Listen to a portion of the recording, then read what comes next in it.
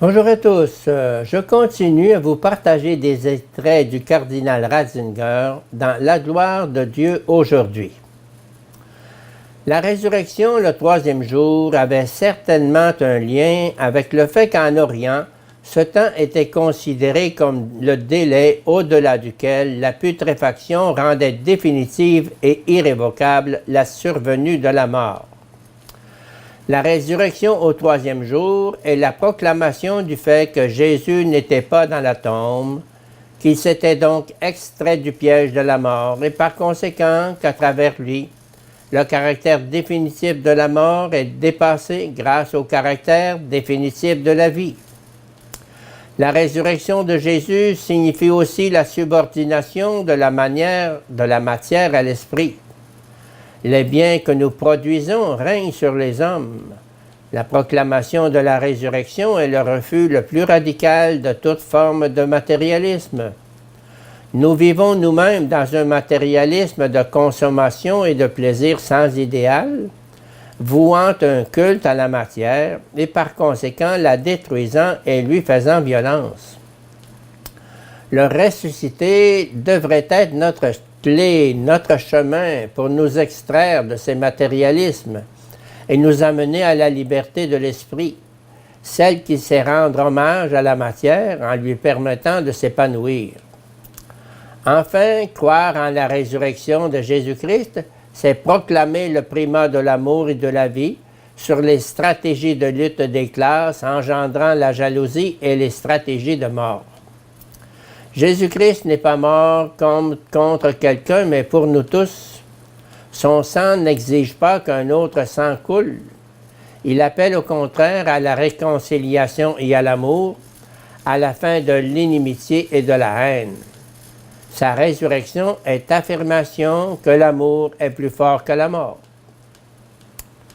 La parole des témoins.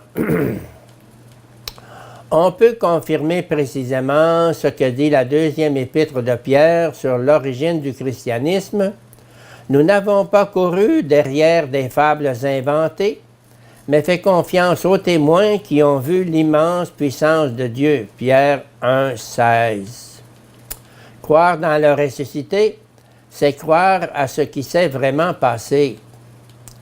Jésus n'est pas revenu à un état préexistant. Il est au contraire passé à autre chose, à une vie définitive qui non seulement n'est plus soumise à la loi naturelle de la mort, mais se trouve dans la liberté de Dieu avec le caractère définitif que cela comporte. Cela signifie que cette vie ne relève plus de la physique et de la biologie, même si elle intègre matière et nature à un niveau supérieur. Et là, nous ne sommes plus à portée de ce que notre capacité sensorielle peut appréhender. Ne le voit que celui auquel il se manifeste, et il ne se manifeste qu'à celui qu'il peut envoyer en mission. Il ne se manifeste pas aux curieux, mais à l'amour. La réalité du ressuscité crée la foi, là où règne l'absence de foi, là où il n'y a que des hommes de peu de foi.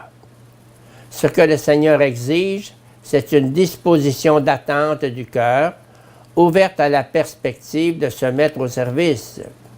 Le fait de voir ne saurait suffire. Il faut que cela puisse devenir amour et témoignage. La résurrection exige une joie active, cette joie propre à ceux qui suivent eux-mêmes le chemin du ressuscité. Il ne se manifeste qu'à ceux qui le suivent. L'ange, s'adressant aux femmes, commence par dire « Il n'est pas ici, mais allez dire à ses disciples qu'il vous précède en Galilée. Là, vous le verrez. » Marc 16, 6. Le lieu du ressuscité, la manière de le rencontrer sont ainsi décrits pour toujours. Il vous précède. Il est présent en précédant.